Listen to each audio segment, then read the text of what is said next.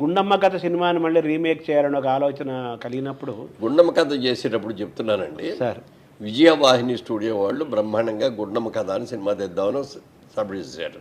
అప్పుడు ఇంకా టైటిల్ పెట్టకుండా దీనికి ఏంటి మామూలుగా జనరల్గా అంత సినిమాలు ఏంటంటే హీరోల మీద పెడతాం ఎక్కువ, లేకపోతే హీరోయిన్ మీద పెడతాం, లేకపోతే కుటుంబం మీద పెడతాం.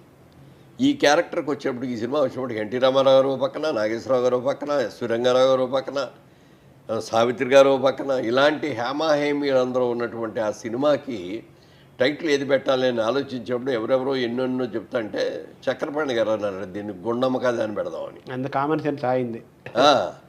ఇదేంటంటే ఇంత హీరోలు పెట్టుకొని ఇంత హీరోలు పెట్టుకొని మీరు గుండమ్మ అని ఆవిడ పేరు పెడతారేంటండి అని చెప్పి కొంతమంది అడిగారట. ఈ సినిమాకి అదే పేరు కరెక్టు, మీరు చూడండి ఈ సినిమా రిలీజ్ రోజునే ఎంత గ్రాండ్ ఓపెనింగ్స్తో ఓపెన్ అవుద్దో, ఇంతవరకు ఎవరో పెట్టలా, ఎట్లా ఒక క్యారెక్టర్ మీద గుండమ్మ కథ అని ఎవరో పెట్టలా, మనం పెట్టాం ఫస్ట్ టైము చూడండి అన్నాడు. దానికి నాగేశ్వరరావు గారు, రామారావు గారు కానీ, రంగారావు గారు కానీ ఎవరు కూడా అభ్యంతరం పెట్టలా. బాగుందండి అందరూ బాగుందనేటప్పుడు ఎవరు నోరెత్తలేదు. మరి బ్రహ్మాండమైన ఆ సినిమా మళ్ళీ తీయాలని చాలామంది ప్రయత్నం చేశారు.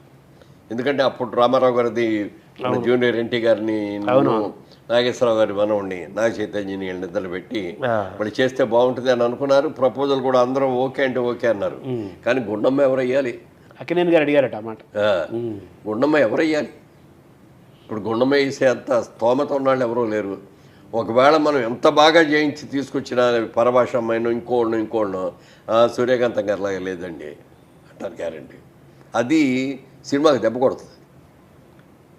రామారావులా బాగా చేసేవాళ్ళు ఉండొచ్చు, బ్రహ్మాండంగా చేసేయచ్చు, నాగేశ్వరరావు గారిలా చేయొచ్చు, రంగారావు గారిలాగా బాగా చేయొచ్చేమో కానీ సూర్యకాంత్ ఎవరో నో బడీ కెన్ రీప్లేస్ అండి. ఆ సినిమాకి ఆవిడే హీరో కదా, అంతే కదా. అంతే గుండమ్మ కథకి ఆవిడే హీరో అంటే ఆవిడ పేరు పెట్టారంటే ఆవిడ హీరో అయినట్టు కదా. అసలు ఎంత బాగా చేస్తుందండి. అలా మాయాబజార్ సినిమా ఉంది. మాయాబజార్ సినిమాలో కూడా అక్కినేని చెప్తూ ఈ సినిమాకి ఎవరు హీరో, నేనున్నాను, రామారావు అందరూ ఉన్నారు, ఎవరు హీరో అంటే సావిత్రి అని చెప్పాలా, ఎస్వి రంగారావు అని చెప్పాలా, ఎవరికంటే నేనే హీరో అని ఎవరు, నేను హీరోయిన్ నేను పెళ్లి చేసుకున్న నేను, జ్యూయిట్లు పడింది నేను కాబట్టి నేనే హీరో అని నాగేశ్వరరావు. కథ నేను కృష్ణుడి వేషం మొత్తం సినిమా అంతా నడిపేది నేను కృష్ణుడి కాబట్టి నేనే హీరో అన్నారు ఆయన. ఎస్వి రంగారావు అన్నారు అసలు మీరిద్దరు కాదు, నేను ఘటోద్గడు చెడు గాడిచే సినిమా రైజ్ అయింది, సినిమా రిపీటర్ అని ఇంత ఉందంటే నా క్యారెక్టర్ని బట్టే నేనే హీరో అన్నాడు ఆయన. అప్పుడు నాగేశ్వరరావు గారు అన్నాడు నువ్వు నేను మనం ఎవ్వరం హీరోలు కాదు, మాయాబజార్ సినిమాకి నిజమైన హీరో ఎవరు అంటే సావిత్రి. అది సావిత్రిగా ఒక అమాయకురాయిలైన ఒక పిల్లగా ఎంత బాగా చేసిందో మాయా శశిరేఖగా కూడా అంత అద్భుతంగా చేసేసింది. నిజమైన హీరో ఆవిడే, ఆవిడ మూలంగానే ఇంత కలెక్షన్స్ వచ్చినాయి అని చెప్పి నాగేశ్వరరావు అన్నారట. అంటే దాసరి గారు ఎప్పుడూ ఒక మాట అంటుండేవారు, కథే హీరో అంటుండేవారు.